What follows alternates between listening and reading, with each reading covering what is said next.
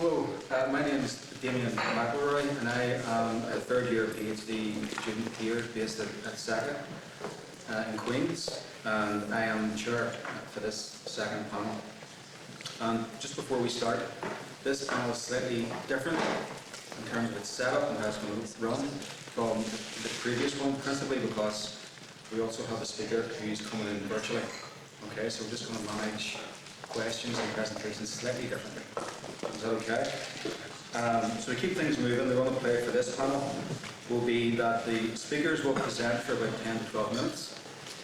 I'm going to let each speaker know and give them a wee nod when they have 2 minutes to go. After each speaker, we will then have questions and answers. Okay, and I will take each question sequentially. Okay. In other words, one question, and I'll move on to another question. I may open the question up to the panel if other panelists want to speak on it. As I said, I'm only going to take one question at a time. I would ask people as well, because we have someone virtually coming in, if they could keep their questions succinct, and also if they could raise their voice as well. So make sure you're nice and loud when you're asking your question. Okay, so I'm going to keep my introductions to this panel fairly brief for me anyway. To facilitate a good debate and discussion with the panelists. However, what I would like to do is to say a few words about the statement of our panel, which is entitled Decarbonising Life, Cultural Mediations for Alternative Space and Place. This slide here, you can see, is an obvious take on Mad Max. Set in post-apocalyptic Australia, where the possession and dominion over fossil fuels meant life and death. It's an iconic movie for those of a certain age, certainly like me. When we were all worried about mutually assured destruction through a nuclear war. We know now that mutually assured destruction is potentially on its way, and it's coming through our deep cultural adherence to fossil fueled living and the economic model that underpins it. Alarmingly, that dystopian vision does not seem so far-fetched anymore. And if you don't believe me, just ask the former President of Ireland, former UN High Commissioner for Human Rights, Mary Robinson, when she openly wept in a news interview over the deceptive and empty reassurances that emerged from COP26. And what I take from the graph to the left, what it shows is obviously the rising levels of CO2 emissions. What makes this so important for me is because it's studied, as you can see, with the various COPs and international treaties over the last decades, representing, in my view, a 40-year history of absolute political failure. But it's also deeper than that. It's a failure of our civilization, our way of life. Everything is going in the wrong direction, despite pledges to the contrary. So decarbonising life is an existential statement of intent. It's a challenge, or at least it should be, to the status quo. Because the biggest existential threat that faces humanity is not in fact climate breakdown. It is in fact the social relations of capitalism, where the pathology that's killing the planet is also presented to us as its cure. So the cultural mediations for an alternative place in space must be, in this historical moment, dissenting, disobedient, abrasive, indignant, and also antagonistic to our prevailing petrocultures. Decarbonising life means truly living, and it requires nothing short of complete civilization change in a very short time period indeed. So for those of us who wish to see that change, the struggle that lies ahead is a critical understanding of zones of instability and embracing the radical potential of these uncertain times. And on that note, I'm going to introduce our first speaker. Our first speaker today in this panel is called Calum McGeown. Calum is a third-year PhD researcher based at Queen's in the School of HAP and is a member of the Centre for Sustainability, Equality and Climate Action.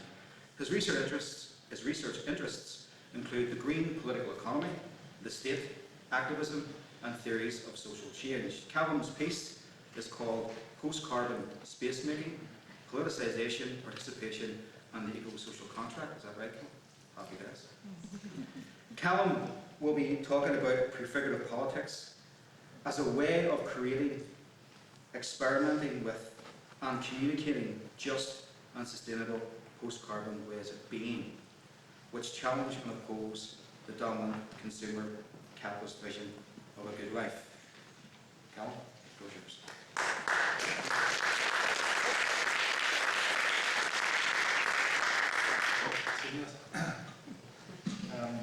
Thanks, Damian, for the introduction. Thanks to the organisers for putting this event on today and for inviting me to speak.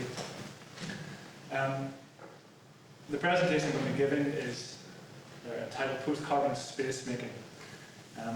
Unfortunately, I'm going to be able to mine some of the themes I think we've already touched on today on participation, on building communities of action, creating alternative narratives, and also the primer we had from the last question, the last section, thinking about these in terms of struggle and cultural hegemony. So the presentation I'm going to give this morning will be guided by this overarching question, which I encourage you to reflect on now and throughout the rest of the day. And that is, what does it mean to live a good life in a post-carbon world? And how does that differ from the good life we have today, or don't? So in this, I'll begin with a critique of the current neoliberal vision of the good life, which is mobilised to legitimate the exploitation and biophysical overshoot inherent to the neoliberal capitalist status quo. This is what I call the ecocidal contract of consumer capitalism and the indefinite pursuit of carbon-fueled economic growth. Next, I'll argue that the deep changes to lifestyles needed as part of a new orientation towards this very question, from a post-carbon perspective, presupposes systemic processes of re-politicisation of the economy in particular, and participation to push back against the relative passivity of neoliberal consumerism. And this I call the eco-social contract for a just and sustainable post-carbon, post-growth and post-capitalist society. To bring us home then, I'll argue that strategic prefiguration is required to step outside our dominant social relations, values and practices, to open new spaces in which to develop and advance alternative ways of being, around plural, just and sustainable visions of the good life. So this is fairly text heavy, but what I mean to convey with this slide is the ways in which neoliberal ideology has made capitalism, and capitalist growth in particular, an essential foundation of both individual and societal prosperity. And it's important to recognise this as a function of ideology. These values, beliefs, practices and pursuits are accepted as common sense not because they are pre-political, that is, they are in no way objectively the right way of organising our social, ecological, economic relations, but rather because they have been forcefully embedded in our institutions and so oppressed upon us as individuals throughout our engagement with them. This ranges from how the education system, for example, incentivises competitiveness by using formal exams to sort young children into higher performing schools with limited places, to the uncritical teaching of neoclassical economics and the supremacy of growth in our universities. It also includes the instrumental value attached to creative practices such as art, literature and music, where success is judged according to the commercial value of its output. But of particular importance in the context of today's focus is the degree to which economic growth has become uncritically accepted as the precondition of the neoliberal consumerist vision of the good life. When, for example, is the last time you heard a mainstream politician or read a newspaper article commenting on economic growth in anything but favourable terms? I'm sure most people here, if not all, have heard the protest slogan, "There is no planet B." The logic behind it is not complex. You certainly shouldn't need a degree in economics to understand that an economic system which relies on the constant input of ever greater levels of natural resources cannot be indefinitely sustained by their limited stock. More specific, however, is the extent to which the ever greater levels of growth that the ecocidal neoliberal vision of the good life presupposes demands ever greater levels of energy to produce more goods and services, to power more complex technologies, to fuel the transport which ships commodities around the world, and to engage in the intensive production of meat and so on. In the absence of any silver bullet technologies capable of removing carbon from the atmosphere at an incredible scale and at an incredible rate, the only chance we have of mitigating against the very worst effects of climate breakdown is through abandoning the unfettered pursuit of growth, of always consuming more. That means we need radically different post-capitalist versions and visions of what it means to live a good and fulfilling life. So what this all amounts to is neoliberalism's systematic depoliticization of the economy and questions on the good life. It promises plurality under the guise of more choice, while in fact only offering a singular vision of carbon-dependent, consumerist, material prosperity and a capitalist vision of social progress.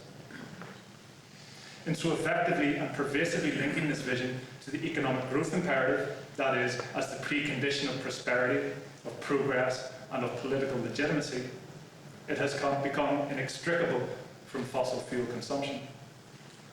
It is in this way that neoliberalism mediates an ecocidal contract between citizens, the state and fossil capital, where citizens are reduced to passive consumers and participation is reduced to a series of market transactions.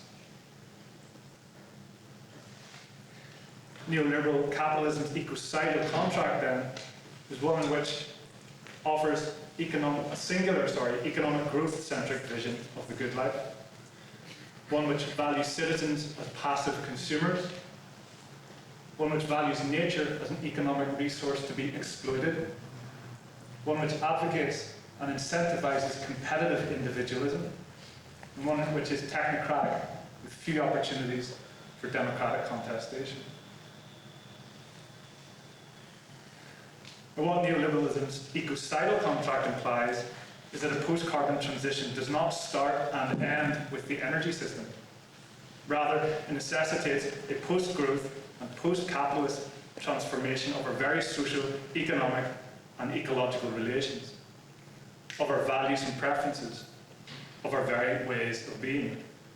As Wainwright and Mann write, as fervently as we might demand system change, not climate change, we have yet to really elaborate what system change looks like beyond the absence of fossil fuels.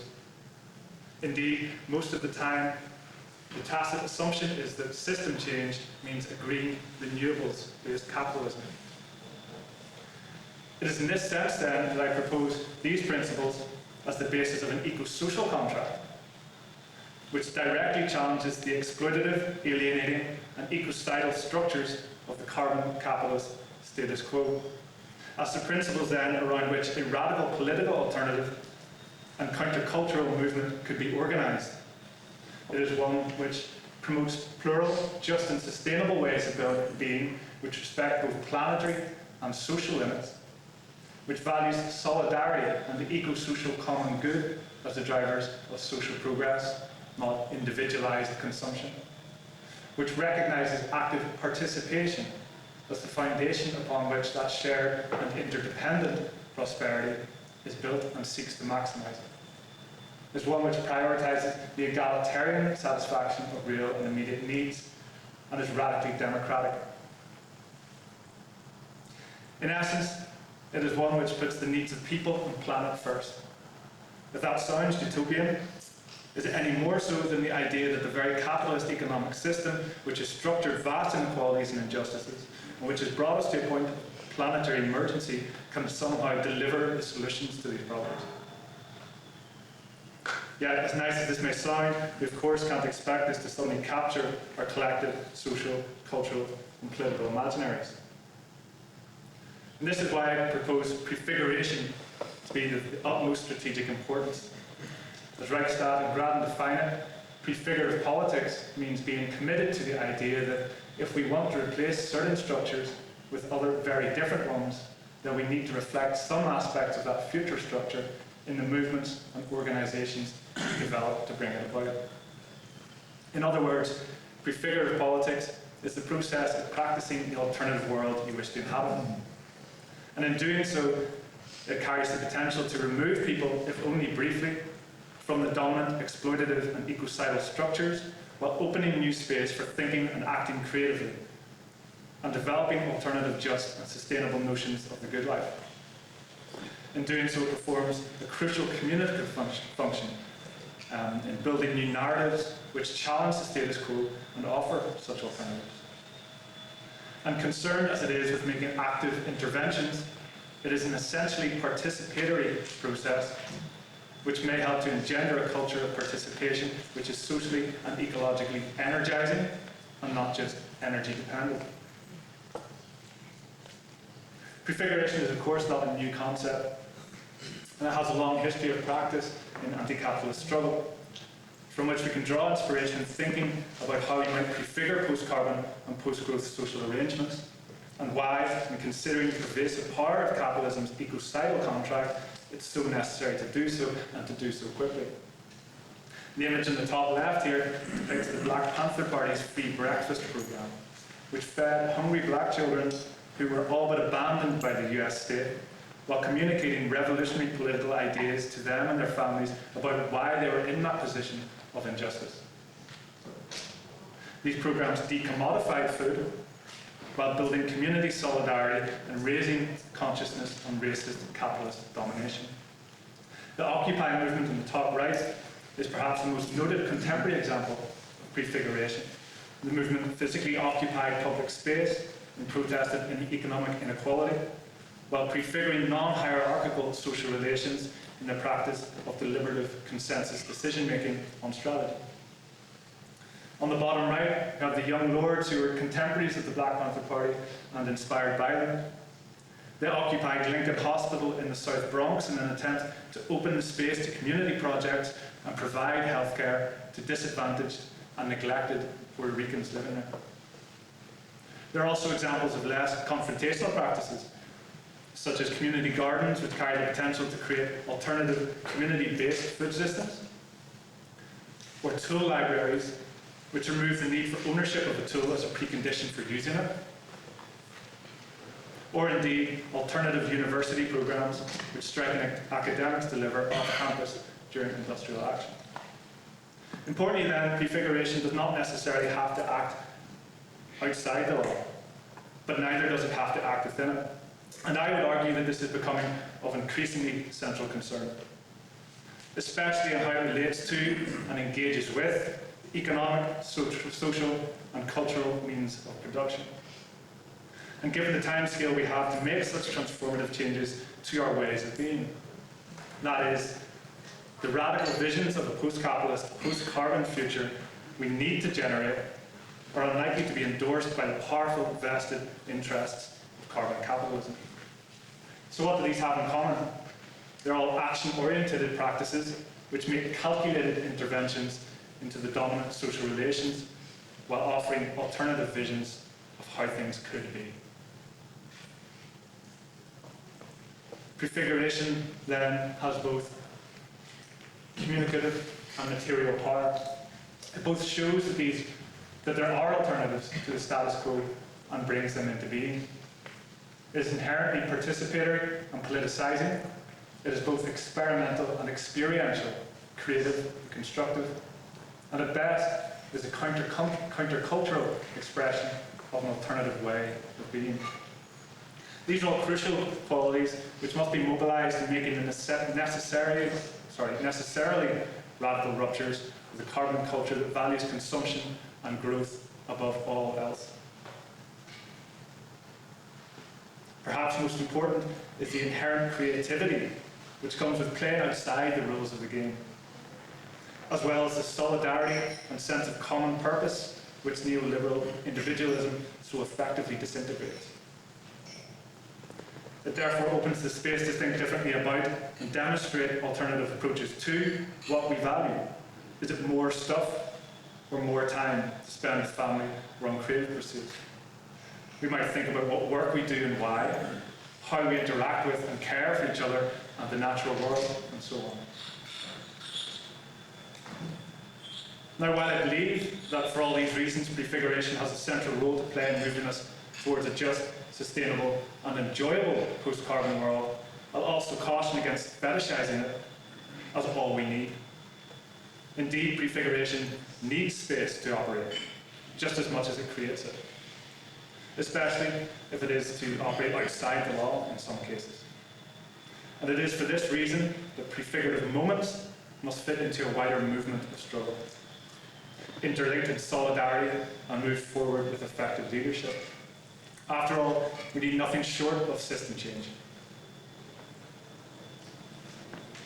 But if treated in isolation, prefiguration risks replicating the very individualistic impulses of neoliberalism that we need to challenge. One of the most important things from a strategic perspective is the ability of prefigurative politics to address the specific issues in a particular place and at a particular point in time. However, if there is to be a hope of addressing the systemic nature of carbon dependency and of the climate crisis, then there must also be a focus on building the capacity to scale these practices up. On this, we can refer back to the example of the Black Panther Party, who under effective, if not perfect, leadership were able to spread their prefigurative practices, such as the free breakfast programme, which at one point was feeding thousands of children every morning in at least 45 chapter parties across the United States. It is in this sense then that while prefiguration can break paths into just and sustainable futures, we still need a movement to break paths out of the unjust status quo and to link prefigurative moments into a wider movement for post-capitalist transformation. Our project of space making must therefore come from above and below. Thank you.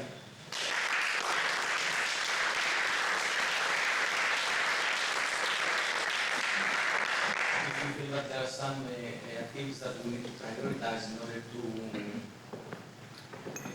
start making progress over the near term towards the Yeah, I think socialized consumption is probably should be a primary target, in the sense that that reduces environmental stress, but also actively challenges those ideas of individualized notions of the good life through consumption. So, be it in community gardens or tool libraries and so on. But we could perhaps think along more radical terms of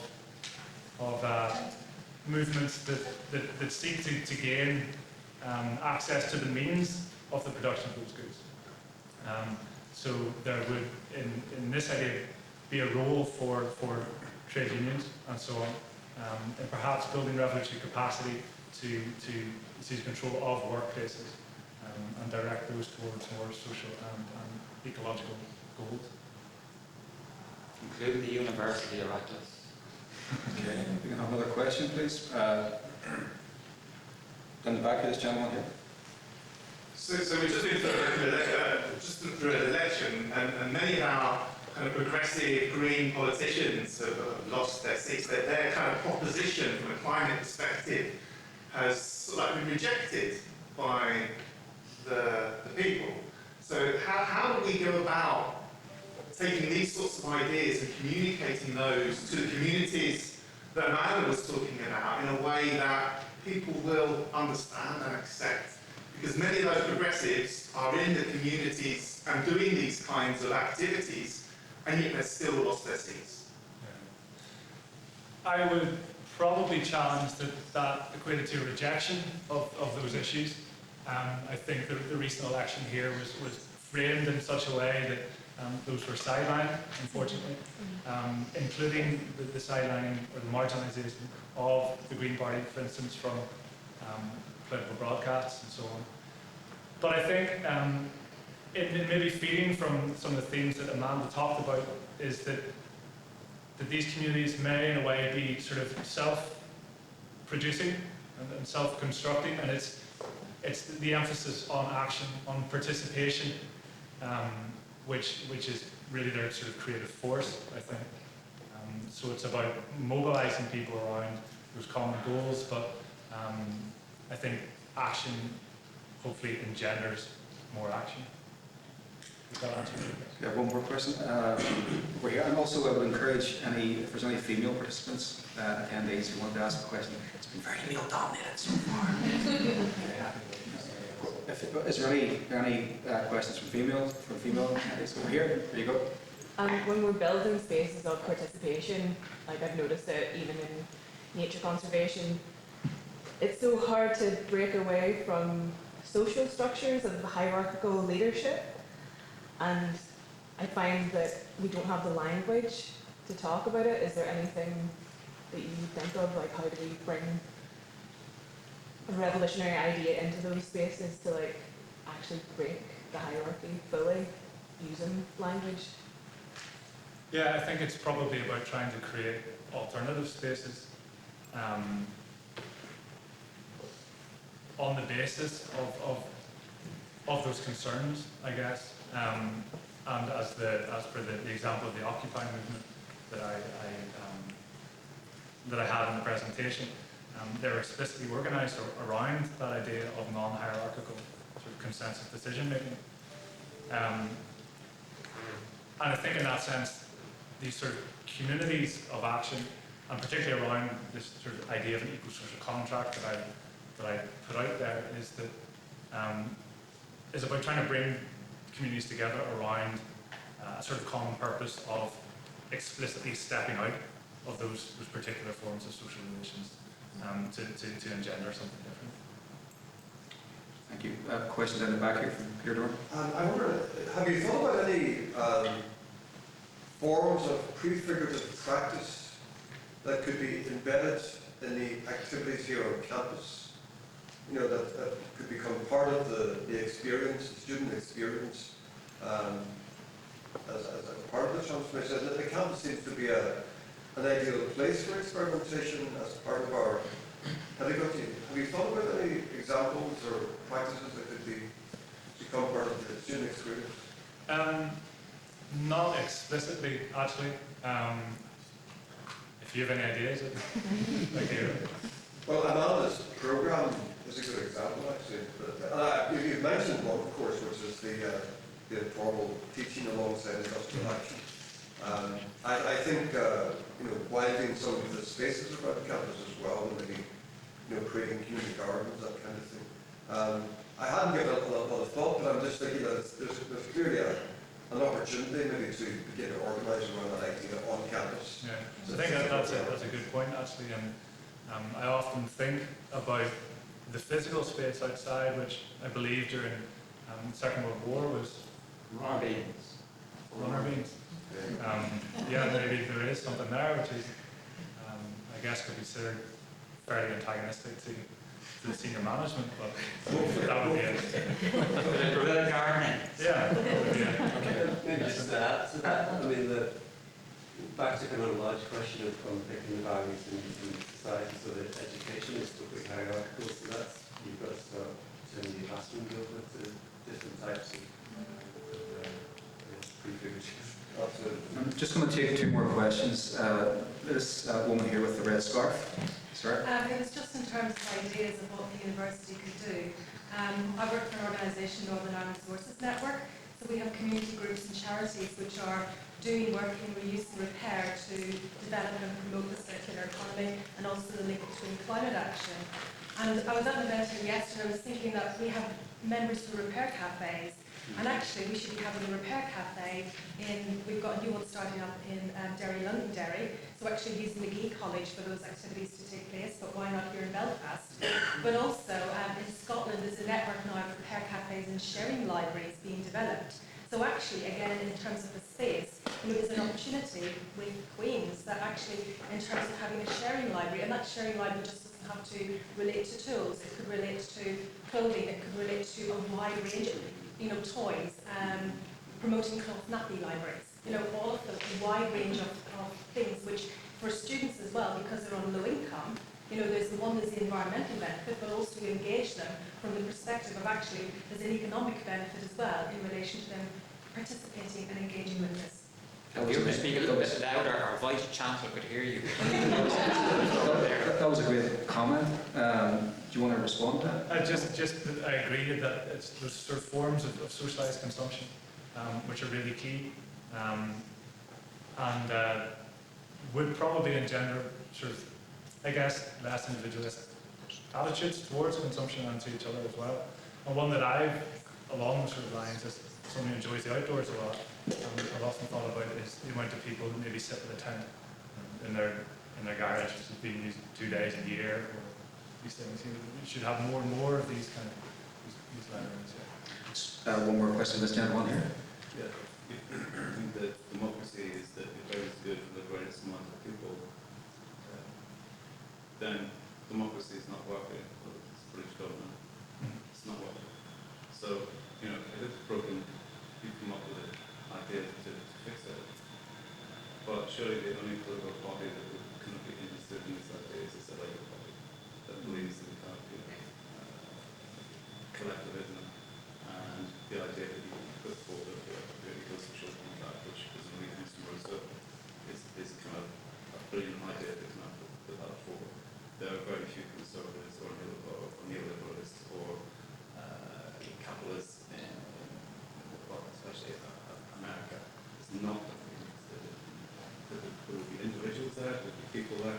You could set up a group in America, and you set up groups all over the place. So I'm going to kind of put that out there as well. And also, the issue of kind of green issues, whatever, it's always been going back in time to kind of a form of anarchy, a form of kind of saying that the state is wrong what it's doing, it doesn't understand these issues, and it has no kind of concept of what to address them. And I think when you look back at the COP, you see that, but it's not interested that capitalism is kind of a self-fulfilling prophecy that keeps circling and circling and circling. Yeah, I would say that probably few within the Labour Party as well, which would really be interesting in revolutionary strategy. The Labour Party today certainly is really intertwined with neoliberal ideology. So I think we really need to be looking beyond certainly the main suspects in sort of liberal representative democracy. And that's why I think these sort of prefigurative moments and trying to link them into a sort of a wider movement is the best way of bringing that from below. As I said, I do think there will be some form of leadership required. Whether that emerges through the likes of the Labour Party remains to be seen. I would say probably not. Okay, we're going to draw that to a close, and thanks very much, Calum, for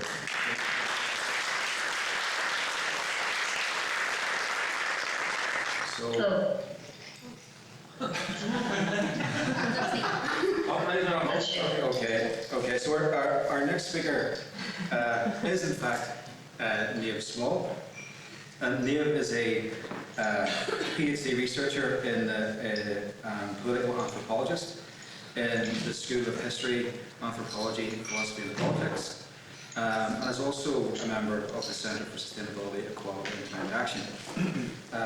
Niamh's presentation is on environmental peacebuilding in Northern Ireland and the journey to a just transition.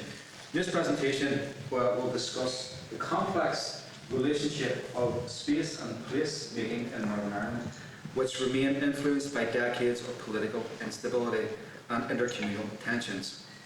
She will then discuss the unifying potential of environmental activism to favour trust reconstruction processes and provide a reconceptualisation of how space and place is understood in this region.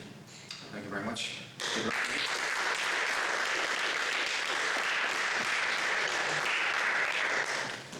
Hi everyone, and thank you very much for having me. I promise the post boxes will make sense in a minute. They seem a bit abstract, but they will.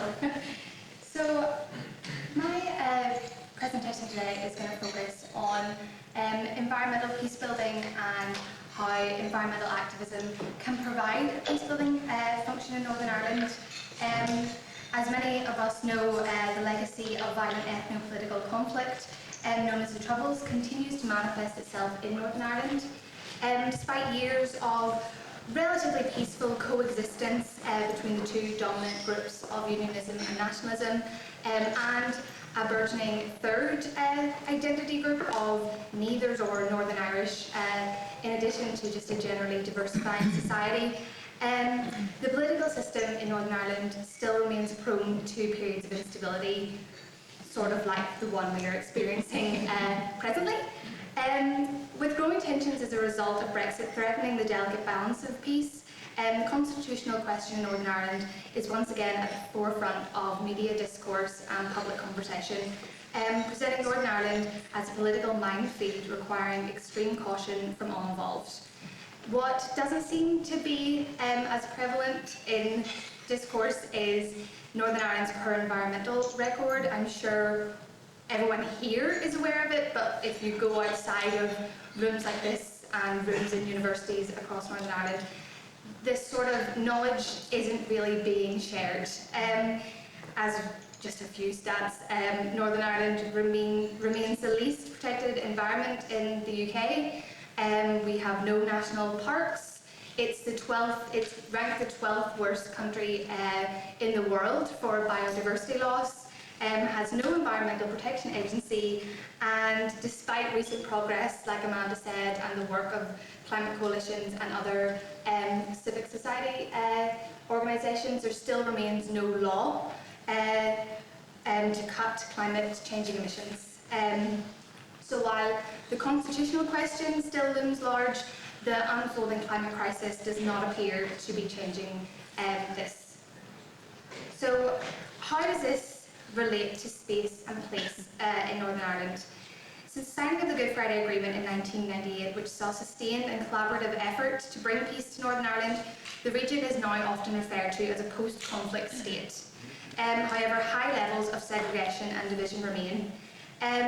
Space and place are two aspects of social life where this sectarian geography plays out. For the purpose of this presentation, I'll define space and place, or how I employ it in my research generally, as space focuses on how spaces are culturally organised and experienced by groups, while place is concerned with the human relationships formed through effective interaction with spaces, through attachments such as cultural meaning, social and political memory or imagination. The concepts of space and place require particular intimacy in the context of Northern Ireland, where strong territorial imperatives come into intimate contact between opposing groups. So, spatial segregation and contested place identity. Again, probably a lot of people are familiar with these pictures of our symbolic landscape in Northern Ireland. The societal divisions in Northern Ireland can be seen widely across the symbolic landscape, with the presence of certain symbols in public spaces working to express the social and political sentiments of dominant ethnic groups in certain areas. The use of symbols for territorial markings, intergroup intimidation and assertion of power are commonplace, and due to the conflictual politics in Northern Irish society, there is often an inordinate amount of time spent discussing flags, symbols, bonfires, statues and memorials. Symbols in public spaces play a role in social cohesion and identifying particular groups, and at the same time play a very personal and emotional role in people's identities. And due to this emotive significance to both individuals and communities, regulation on symbols in public spaces can be problematic, and it remains best practice remains an unanswered question by both government bodies and community representatives. A more specific example can be seen in peace walls. I don't know if everyone has visited Peace Wall. There is quite a few in Belfast, there's a few in Derry. But what peace walls act as an example of the complex concept of space and place. In interface areas of the cities, such as locations in Derry and Belfast, physical manifestations of segregation remain in the form of built structures such as peace walls, which continue to demarcate space assigned to unionist and nationalist communities, physically restricting intergroup contact. But whilst it seems to be common sense to remove them, and 76% of residents support removal, only 19% of residents support removal straight away. So this shows that the reluctancy of residents to believe the much needed socio-economic regeneration or political will needed for the removal of peace walls, there just doesn't seem to be the belief across these communities that this will ever materialise. So what does this mean for our concepts of space and place? There has been a great push and a great shift, especially in government narratives, for the creation of alternative spaces or neutral spaces. The processes of desegregation, like the removal of peace walls and stricter regulations on symbols such as flags in the public space, may seem like a proactive step towards an inclusive society, reflective of the greater variety of identities and improved communal relations. However, while these methods to create alternative spaces may appear to some as progressive, these material and political transformations can be unsettling to old place identities, which in turn can create insecurities for communities who have grown accustomed to their segregated surroundings, acting as comfort zones where one can go about daily life in an identity-confirming environment. There has been a push in Northern Ireland, as I said, for the creation of alternative and neutral spaces that can accommodate members from across community divides. Spaces like Victoria Square, the city centre, large shopping centres and modern leisure facilities have been heavily regenerated and gentrified. Yet this ultimately cosmetic approach fails to deal at a deeper level with the concept of cultural identity. The promotion of shared space through the lens of consumerism acts as little more than a facade, which requires a flawed understanding of space as something removable from concepts of culture, identity and interaction. As Nell states, having an interest in the city as a shopper is not the same as an emotional step where one's cultural identity is acknowledged under the common umbrella term of a citizen. So, how does environmental activism and environmental peacebuilding play into these concepts of space and place? My research has been looking at environmental activism across a spectrum of activist activities, ranging from Green Party politics in a traditional political sense, sort of across the board, to local grassroots, sometimes single issue groups.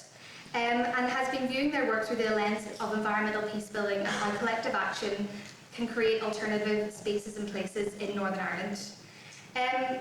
Just a quick definition of what environmental peacebuilding is. It refers to a wide set of practices, including the inclusive management of natural resources, the provision of sustainable livelihoods, the mediation of environmental related disputes, and the build-up of trust and understanding through intergroup cooperation and shared environmental issues.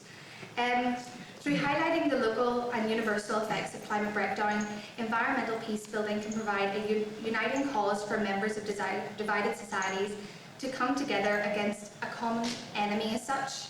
And I'm going to briefly talk you through two examples that I have engaged with in my ethnographic research. two quite different examples and two different examples of activism. The first being Live Here, Love Here, which is a scheme set up by the environmental charity Keep Northern Ireland Beautiful. And this scheme focuses on loving where you live and feeling empowered to take positive environmental action. The People Powered campaign aims to improve local environments and build a sense of civic pride across local communities through the development of place-based projects such as litter picking and community gardens. Elements of this scheme include Adopt a Spot, where volunteers adopt a spot in their local community and take responsibility for the maintenance and development of their selected area.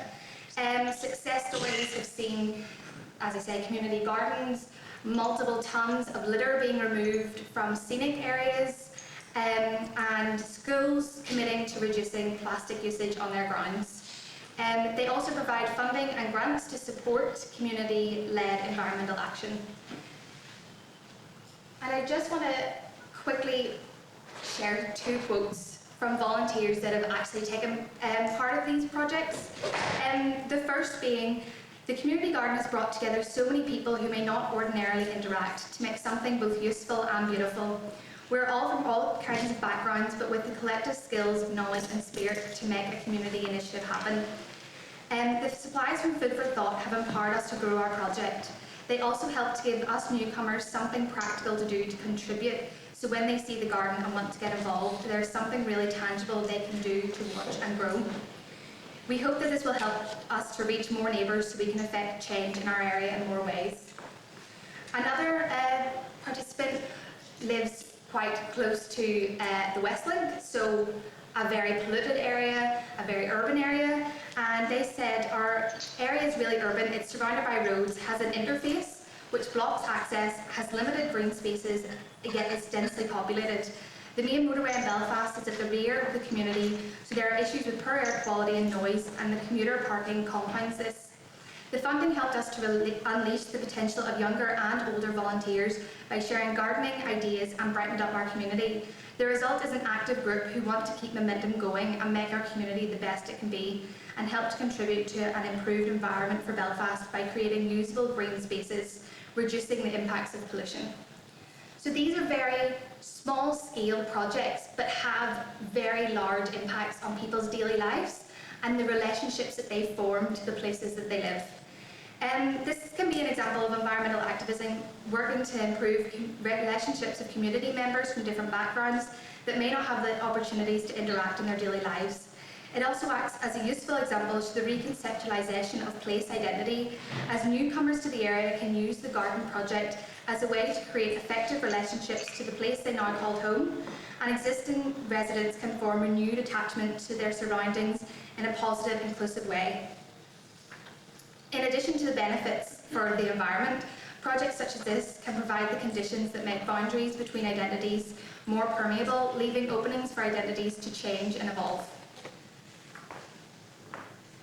Another example is The Gathering, based in Derry, Londonderry, and it's another example of environmental activism providing a peace-building function within grassroots movements. The Gathering is a group that was born out of an initiative by a number of activists to stage an event in which environmentalists from across Ireland could meet and interact. Since this initial event in 2017, The Gathering has become a hub for people to share powerful campaign presentations, exchange stories, seek expertise, and collectively decide how to work together on campaigns to create change. The Gathering now represents over 50 groups and campaigns from across the island of Ireland, and is linked to movements globally, and particularly has very strong movements with mining resistance groups in South America. This is where the postbox thing will start to make sense. So, through my interviews with members of The Gathering, one said to me, environmentalism can reach a really broad base of people in the movement. It is a broad coalition. The Gathering has done excellent work on bringing campaigns together because through campaign unity there's real strength in terms of challenging the structures of government. The environmental movement is good because it contradicts all that stuff of sectarianism. With the scale of the problems at hand, sectarianism really doesn't make sense in the grand scheme of the issues we face. I always think about it in this way: rising seas won't care if our post boxes are red or green. So, red, UK, green, Irish post boxes. The gathering has developed into a major force for collective action, and members work on a number of pressing potential environmental harms, such as the super dump at Maboy, which runs into the River Fahin, which supplies 60% of the drinking water for the city, prospective gold mining licences in the Sperrins, and they campaign for wider exclusion of the rights of nature in environmental legislation. By highlighting these threats to natural resources accessible to all members of society, such as air, water and a habitable earth, the gathering employ a commoning approach to their activism. While the notions of the commons can prove difficult to work out, especially in societies like Northern Ireland, because of the lack of commonality that characterises our society, this group frame the commons and natural resources as the lowest common denominator amongst citizens, and something that concerns individuals regardless of their ethno-nationalist belonging. Movements like the Gathering provide a contradiction to the normalcy of segregated space in Northern Ireland by highlighting that environmental harm is not respective of border, either geographically or socially. Instead, the movement provides a platform for shared voices and the creation of a regional and cross-border network of activists and concerned citizens that wish to do their bit in the fight against climate breakdown and environmental degradation, regardless of community background or religious belief.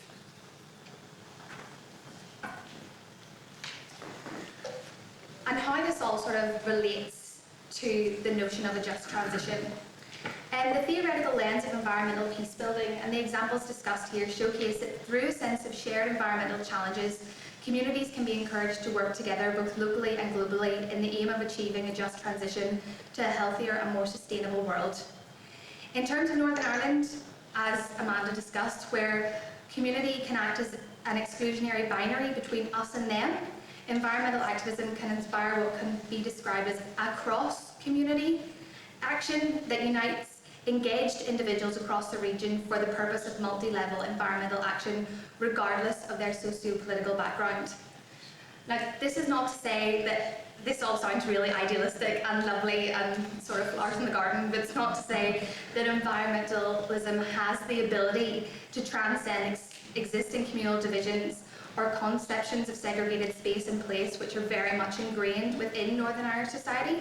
Nor is peace building the primary objective of any of the environmental activist groups that I have conducted research with. But yet these examples highlight why a place-based approach to environmental action is needed, which both understands the complex relationship of space and place and how to negotiate this while simultaneously offering alternatives. Because if Northern Ireland is to undergo a truly just transition, environmental peace building will retain an important role in this process, as inequalities and conflictual situations arising in a decarbonising society will not be helped being viewed through an orange versus green lens. Thank you very much.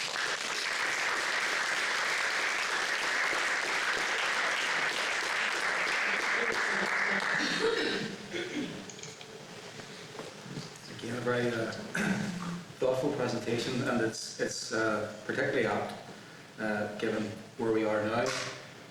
And you know, I often think about the peace process here and the context within which our peace process is going to develop the future of the peace process, the future direction. So if we begin to talk about, you know, Indie Referendum 2s, you know, a border poll, and you know, the levelling up agenda, or whatever it is, the way in which our constitutional futures are going to emerge or develop, surely the bigger context, the superordinate context within which all that's going to happen is the climate and ecological crisis. You know, there's a number of timelines that need to meet. You know, if we're going to have a border poll, or if we're going to have an independence referendum, potentially within the next 10 years, isn't that what they say? Then where does that meet with the requirement to keep global warming under 1.5?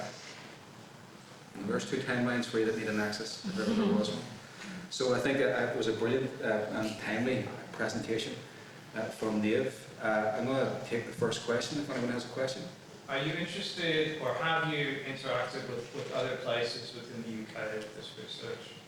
So in a sense of kind of building capacities across the country, as it were. And would you be interested in working with us in terms of the potential capacities or synergies with Newcastle as a place? Because I think there may be some relations here that are quite important. It isn't something I have done, something I would love to do, but even though a PhD it seems like a really long project, it's not really in what you can actually do, especially with I would advance quite ethnographic methodology, so it's quite sustained long-term interaction with my participants, but it is something I think is really apt and would be very useful. Whether I would sort of have the capacities to do it in my research, I'm not sure, but I would love to in like a perfect world where your PhD could go on forever, but I can't. Doesn't mean Newcastle can't be down, by the way. No, I Just down the back here, John. Yeah. Niamh, that was incredible. It was a great presentation. That's fascinating research. I'm just noticing here from the headlines you've included, there's a reason why Mr. Poots, who knows his way around a dog whistle, is at the top of all of these. And there is this, I suppose, a fear or this emerging, factor that sectarianism is starting to play in environmental activism here and sort of the process or the progress, of environmental policy, because we are only getting off our hind legs by way of good climate and sort of ecological policy. But there are certain sectarian actors within our politics who know that this is an issue where, the more unionist dominated at a political and institutional level, now not sort of unionist citizens and so on, know that when progressive or more progressive in a socio-economic sense parties like SDLP, Alliance or Sinn Féin are backing slightly stronger climate legislation, that this is a means to sort of bring out the dog whistle and kick that again and sort of, regress the environmental debate by splitting that. So sectarianism seems to be, and it certainly was towards the end of the climate bill, used as a lever to basically pry political support and coming up to the election. I just wondered if you have any thoughts on that, because it's interesting that there seems to be this socio-economic split where there is more progressive side of things here, which happen to be more nationalist-oriented voices, and the other group that is certainly growing. And there is this fear that, I suppose, in more regressive ideologies and actors within society, that climate change is going to be a sectarian dog whistle increasingly, because it'll be about, as you say, farmers and rural areas and stuff like this here. We know what that means. Yeah, and I think that was very readily seen. I know it looks like I'm really against inputs. I just looked up headlines and he was in them all, so there was no process of elimination. But yeah, and it's the different sort of forms that sectarianism can take. So, as you say, in the nearing the final stages of the climate bill, the big debate was farmers versus environmentalists. And was that just about farmers versus environmentalism, or did that have other connotations behind it? Probably yes. And then when you looked at the voting sort of record of the climate bill, it was split right down the middle. So you had everyone that designates as unionist voting no, everyone that designates as nationalist or other voting yes. So whether it's the will of these people to create this narrative, I don't know, and that will probably never be admitted, but I definitely agree that environmentalism and environmental activism has a really challenging role in Northern Ireland to keep in the middle, if there is a middle, but to keep non-aligned to any sort of ethnic party or religious party, not because they don't have those beliefs themselves, but they become exclusionary. So I remember speaking to people within a member of Extinction Rebellion that said if they had wanted to link up with Extinction Rebellion Ireland, that would have been great because it would have meant better resources or better connections or just greater solidarity and people power. But that could have been problematic because if you are Extinction Rebellion Ireland up here, even though that might be the better practical sort of way to go, that can be exclusionary. So it's how environmentalism negotiates this polarised politics in a way that they can further their campaigns and further better environmental legislation. But it's how they do it has to be a very delicate balance, and staying, because it is the Nationalist parties and the other parties that are championing this more. So it's how do you not exclude unionist communities as if like, oh no, this is a party that you're not invited to, because then that's never going to work. Sorry, that's rambling. That's okay. Amanda Slab. Thank you. Niamh, that was a brilliant presentation and fantastic research, well done. Brilliant to hear about your work. I hadn't heard you present before, so you did a great job. There's only things I want to respond to. I'm going to try and limit myself because it's obviously something I really care about and really interested in. The point about, the latter point on the climate bill, I think is really interesting, how the divisions emerged around nationalist versus unionist, particularly when you look at the origins of the climate legislation, which was co-sponsored by unionists and nationalists, and this was really some of the points I was making earlier around divisions, and how the exclusionary use of community and how it's perceived in Northern Ireland is problematic. And I think the research is transcending that, which is really welcome. I'm wondering, in terms of, and I really liked your points articulation of how some of those involved in environmental peace building don't explicitly see themselves as contributing to peace building. Their work is contributing to peace building and healthier, sustainable society, but not explicitly. I'm wondering, for you as a researcher, what conceptual work you are drawing on in relation to peace building and the environment, because something that I've been trying to build on is making those links. And I'm wondering if you're drawing more classical analysis, like the work of Johan Galton, like it's something I'm drawing on myself in a minute, particularly his work on positive versus negative peace. So when you opened your presentation and you talked about space and place and the exclusion and divisory nature of those in Northern Ireland, you used the term, I suppose one term I don't use is post-conflict, because if you look at Galton's articulation, he would say what we have is an absence of war, we have negative peace, not positive peace. So wondering about what your relationship with Galton's work is, how you're drawn on that, and are you looking at his work around positive peace as a framing for what a genuine symbol of future looks like? So he didn't anticipate climate breakdown back when he was writing about this sort of stuff, but if, how are you drawing that sort of work, and how are you uniting that work around peace building within your own research? Yeah, I've actually haven't heard of Galton's work, so it's something that I definitely will use, and I definitely agree with your comments on post-conflict. Like if you could see post-conflict in my notes within like inverted commas, because I definitely agree. The work that I've been relying on for environmental peace building is DRESS. It's like dress but with an E. And then this all sort of came out of Roger McGinty's work on peace, and how every day people can bring about peace. So that's the work I've been relying on particularly, but any suggestions would be great, because environmental peace building wasn't what I initially set out for this research, the sort of route for it to take. It's actually quite newly introduced to my research, so any sort of suggestions on that would be great. In terms of the groups, none of them that I've asked have seen themselves as peace building groups, because I think in Northern Ireland we think of peace building as like, I always use the analogy of like, like in Dairy Girls when they bring the people and you have to write on the two different sides of the board, like these really like structured set up how you get Catholics and Protestants to like each other. It seems really not tired, it does work, but none of these groups are approaching it in that way. It's just the after effects of what their activism is doing is bringing people together and sort of questioning how in Derry, for example, can segregation really make sense when 60% of the water is polluted by the largest dump or illegal dump in Europe? Is it Europe or was it in Europe? So you can't sit and go, oh, it's only the Catholics' water that's polluted, or it's only the Protestants' water that's polluted. It just causes this reconceptualization of what we understand as segregated space, and I think that's where the peace building function really is useful and is really effective. Good stuff. I'm going to take one more question.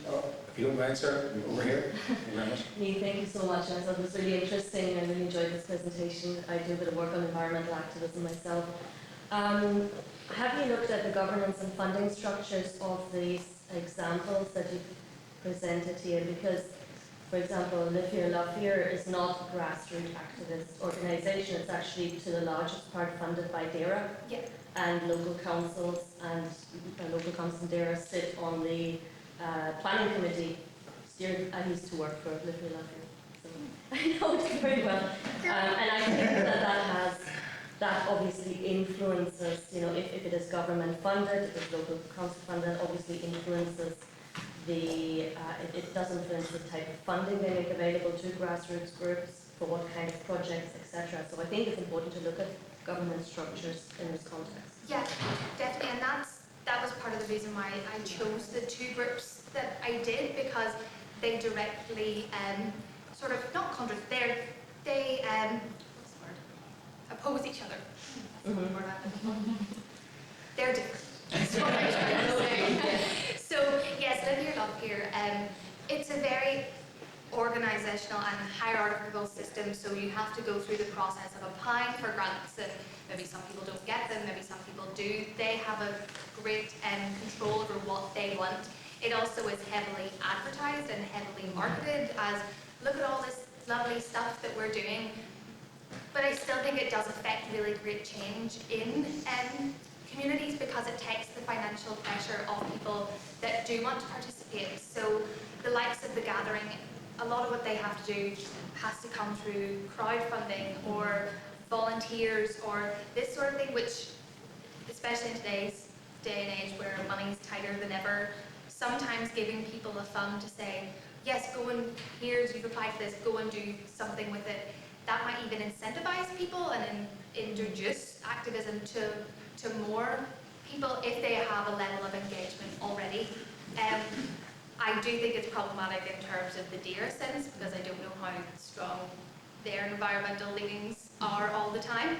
But I think it is an example of the different types of activism that exist in Northern Ireland. It's not just Green Party or Extinction Rebellion, which is the two green sort of groups that come to mind when people hear it. Even though they both do great work, there's like so many in between, and it's just bringing attention to these really great groups is what I think just needs to happen more often. Okay, Niamh, thank you very much for that wonderful presentation.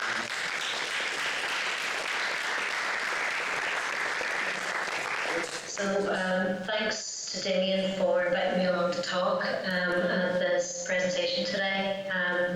I've missed some of the discussion there previously, but I think I caught most of what the panel, the other panelists were talking about. So I'm going to focus on an actual example and practice of, we've been talking about decarbonisation and moving away from the kind of society that we've got. So I want to talk about a practical example, maybe, you know, the kind of prefigurative stuff that Calum was talking about. So the notion of decarbonisation, essentially, it needs us to really have a massive cultural shift, and a very fast one as well, away from capitalism, and away from this notion that there's no better alternative to capitalism, away from the notion that if we just paint capitalism green or paint finance green, that we're going to actually get to where we need to be.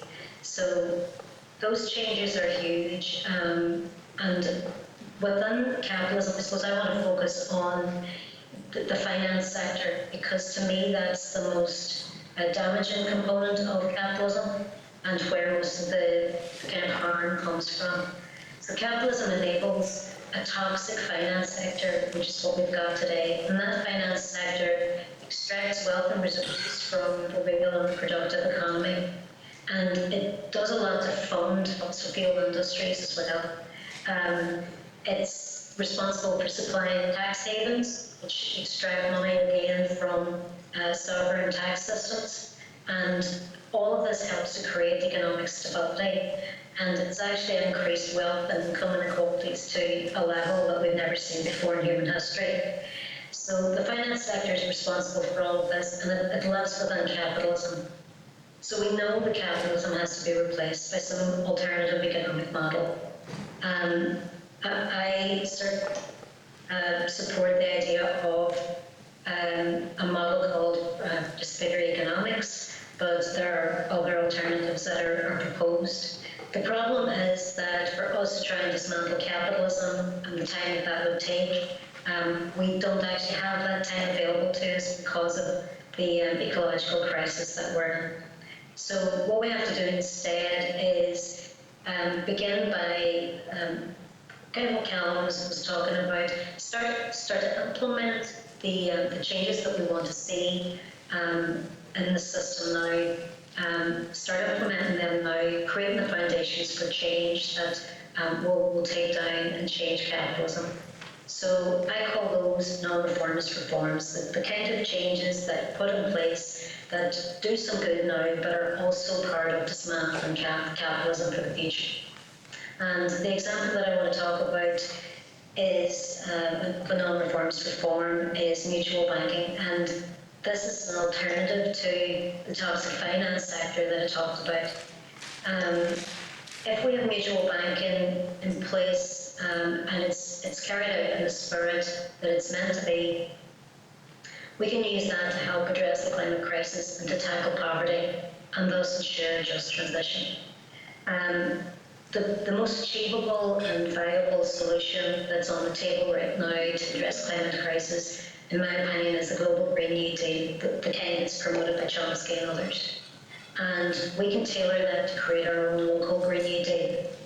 And that's going to need to be financed, and the money that's already exists in our society is not being used to finance something like that. It's being used elsewhere to make money for shareholders and profits for corporations. So mutual banking is a way to bring some of that and start using that wealth locally for the things that we need.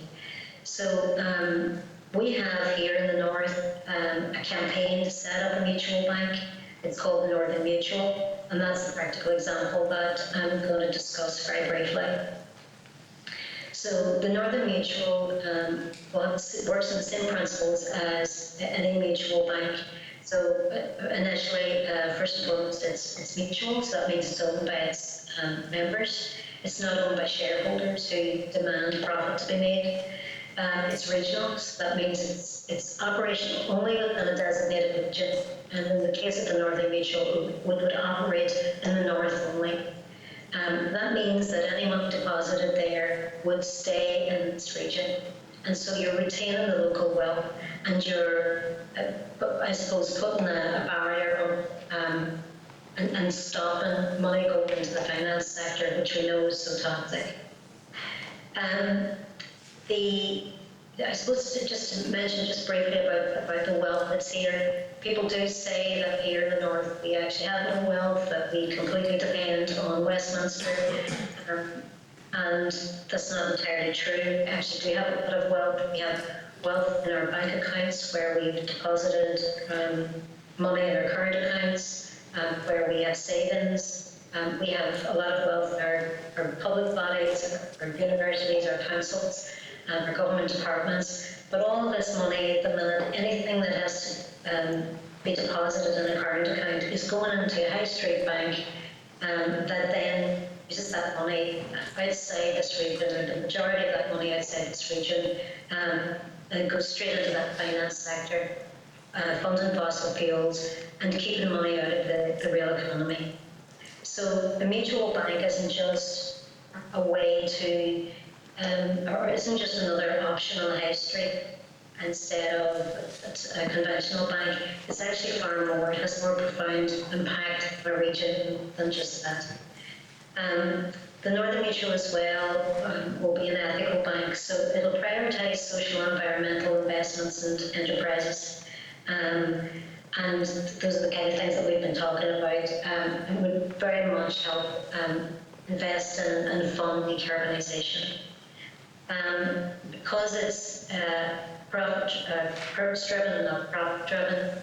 That means that although it will try to make a profit, what it does with that profit is all important. So instead of having to give that profit to shareholders, it will share it with its customers, much in the ways that credit unions do with their savings, and it will put that money, recycle it back in the region. And of course it won't give excessive salaries or bonuses to chief executives, something that the current banks do quite famously. The Northern Mutual will also be an inclusive bank, so no one who lives here is connected to this region would be refused an account. There's a lot of people who actually are on bank who can't get access to banking services, and that disadvantages them in a lot of ways, but that wouldn't happen with the Northern Mutual. And it's also one of the things that we want to do is to make sure that access to banking and financial services go back into communities. We've seen a trend recently where branches and ATMs are closing down, moving out of areas, and this is particularly hard for rural areas. And we have a model that is quite scaled down and more cost effective that will allow us to put those services back into communities again. All of this makes for our region, helps make the region more resilient. By having more control over your money, by being able to retain that wealth in your area, means that you have money then to spend on the things that you think are important. And that will help us in the future as we try to manage the climate crisis and other crises. The Northern Mutual, I mean, just to kind of take a few specific examples, Northern Mutual, if it were placed right now, could invest and could focus its priorities on a local Green New Deal and delivering on that. And it could also invest in the local enterprises here, promoting consumer and worker co-ops, promoting small and micro businesses, promoting social enterprises, because these are the kind of enterprises that can create more democratic workplaces and create more jobs that are secure and of better quality and pay better. They can also, they're the kind of enterprises that can stimulate the circular economy, for example, focusing on zero waste and repair cafes. These are the kind of things that are very important when we're actually talking about decarbonisation and moving to through a just transition.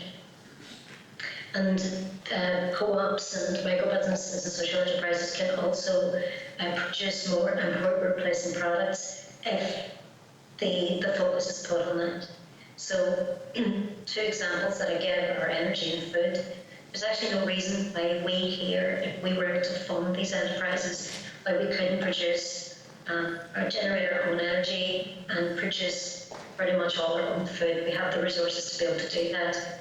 With energy, which is really in the news now, with fuel prices going up, energy prices going up so much, and the dependency we have on fossil fuels and the damage that does to the environment, it's crazy to think that we have actually the best wind, offshore wind and wave resources in the whole of Europe, and yet we import 87% of our energy needs through fossil fuels. We could change that if we had access to our wealth that's already here in the region and through a bank that would be acting in the best interests of this region and the people who live here. Same with food. We buy practically all our food needs, but industrial farming as it is so unsustainable. It's not even good for farmers. Were we to be able to fund this, we could actually change our food system into a sustainable food system that would look after farmers and allow us to provide for a lot of our own needs. So things like energy, or fuel poverty, food poverty, these things could be tackled through this approach. So really that's all I wanted to say. And finally, just plug for the campaign. If anybody wants to follow us on Twitter, we're there at Northern Mutual. And if you want more information on the campaign or want to get involved, you can email us at thenorthernmutual@gmail.com. So that's it for me, if anybody has questions.